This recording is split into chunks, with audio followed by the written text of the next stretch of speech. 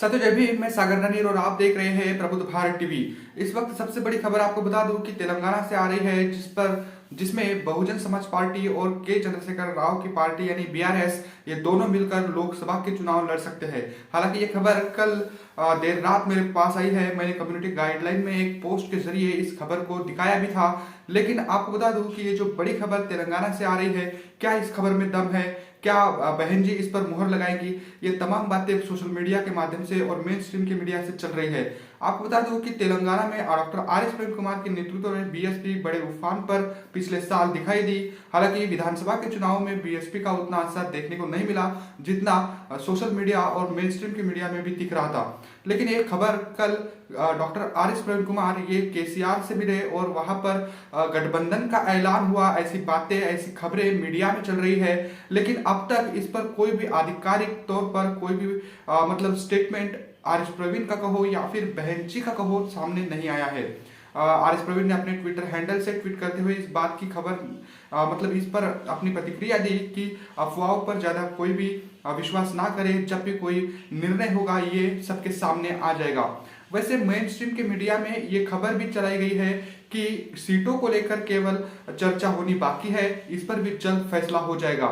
लेकिन आपको बता दो कि ये जो कल की मीटिंग हुई, इस तस्वीरों में आप देख सकते हो कि इन तस्वीरों में ना तो केंद्रीय कोऑर्डिनेटर कोई बसपा का दिखाई दे रहा है, कोई यानी रामजी गौतम जो वहां के मुख्य प्रभारी भी है, ये इन तस्वीरों में नहीं दिख रहे हैं। यानी इसका साफ मतलब है कि अब तक इस पर कोई भी औपचारिक ऐलान बसपा की ओर से नहीं किया गया है। बसपा की केंद्रीय टीम का हो या फिर वरिष्ठ नेतृत्व इसमें दिखाई नहीं दे रहा है। ये फोटो लगातार कल से सोशल मीडिया पर वायरल हो रहे हैं। बसपा का केसीआर के साथ जो गठबंधन वहां पर दिखाया जा रहा है, इसमें कितना दम है ये तो आने वाले कुछ समय में पता चल ही जाएगा। लेकिन ये बड़ी खबर है कि केसीआर और बीएसपी यानी तेलंगाना में आर.एस. प्रवीण और केसीआर ये दोनों मिल चुके हैं और गठबंधन जो है ये होने वाला है, ऐसी खबरें चल रही है। आपको बता दूं कि तेलंगाना में 17 लोकसभा की सीटें हैं और ऐसे में अगर गठबंधन होगा तो कितने सीटों के लिए होगा, क्या बहन जी इस पर मतलब मुहर लगाएगी, ये पूरा सस्पेंस बना हुआ है। लेकिन आर.एस. प्रवीण जो है ये पूरी तरीके से अपनी ओर से कोशिशें कर रहे हैं। क्या सवाल भी उठ रहे हैं कि क्या आर.एस. प्रवीण बहन जी के दिशा निर्देश से ये काम कर रहे हैं या खुद अपनी मनमानी से।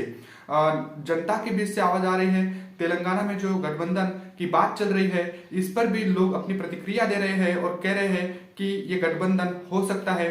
जनता के बीच से भी आवाज उठ रही है, लेकिन फाइनल मुहर जो है वो बसपा सुप्रीमो ही इस पर लगाएगी, यानी केंद्रीय जो टीम होगी बसपा की वही इस पर मुहर लगाएगी। वैसे आपको बता दूं कि बसपा पिछले हुए विधानसभा में बसपा ने लगभग 1% तक वोट वहां पर लिया और ऐसे में बसपा का जो है वहां पर वजूद बढ़ चुका है। मतलब बसपा अपनी ताकत दिखाए हुए है। लेकिन इस ताकत का जो असर बसपा मतलब तेलंगाना में रिजल्ट में दिखाना चाहिए था, वो नहीं दिखा पाई। बावजूद इसके अब कल की जो ये तस्वीरें सामने आ रही है, इन तस्वीरों में के चंद्रशेखर राव और डॉक्टर आर.एस. प्रवीण कुमार एक दूसरे का स्वागत करते हुए दिख रहे हैं और गठबंधन की बात करते हुए दिख रहे हैं। लेकिन बसपा सुप्रीमो ने जो है इस पर कोई भी अब तक अपनी प्रतिक्रिया नहीं दी है। केंद्रीय कोऑर्डिनेटर रामजी गौतम इनकी ओर से भी कोई भी अब तक बयान सामने नहीं आया है। तो अब ये बड़े सवाल उठ रहे हैं कि आर.एस. प्रवीण क्या अपनी ओर से ऐसे निर्णय ले रहे हैं, क्या बहन जी ने इनको ऐसा बोलने के लिए कहा है या फिर ये अपने आप से ही मतलब ऐसे निर्णय बड़े निर्णय गठबंधन को लेकर ये निर्णय खुद ले रहे हैं। वैसे आर.एस. प्रवीण ने इस बात को स्पष्ट कर दिया है कि वो अफवाहों पर ज्यादा भरोसा ना रखे। लेकिन अगर गठबंधन होता है तो सबसे बड़ा सवाल यही है कि क्या 17 लोकसभा सीटों में से बसपा कितने सीटें वहां पर लेगी और कितने सीटों पर गठबंधन मतलब ये चुनाव बसपा वहां पर लड़ेगी।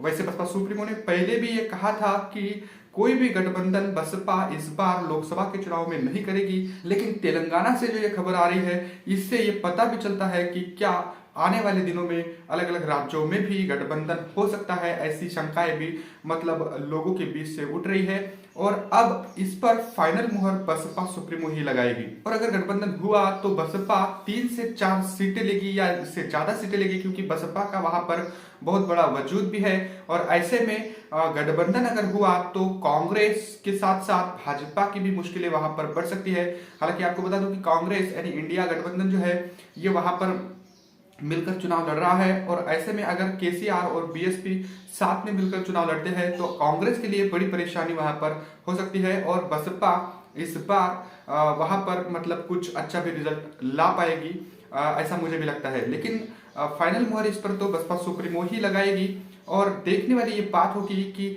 आरएस प्रवीण किस लोकसभा सीट से अपना चुनाव लड़ेंगे, क्योंकि 3 से 4 सीटें अगर मिलती है तो ये साफ है कि आरएस प्रवीण भी लोकसभा के चुनाव लड़ सकते हैं। और अब ये जो खबर चल रही है इस पर फाइनल मुहर अब तक बहन जी ने नहीं लगाई है। देखने वाली बात ये होगी कि बसपा सुप्रीमो इस पर क्या निर्णय लेगी। क्या आरएस प्रवीण खुद अपनी मनमानी कर रहे हैं या फिर बसपा सुप्रीमो के दिशा निर्देश से ही ये काम कर रहे हैं, ये देखने वाली बात होगी। वैसे आरएस प्रवीण और केसीआर की जो मुलाकात कल हुई है, इस मुलाकात को लेकर आपको क्या लगता है? क्या गठबंधन होगा? अगर होगा तो कितनी सीटों पर होगा और बसपा सुप्रीमो का क्या निर्णय रहेगा? इसको लेकर कमेंट करके हमें जरूर बताइएगा। बने रहे प्रबुद्ध भारत टीवी के साथ। मिलते हैं अगली रिपोर्ट में, तब तक के लिए जय भीम, जय भारत।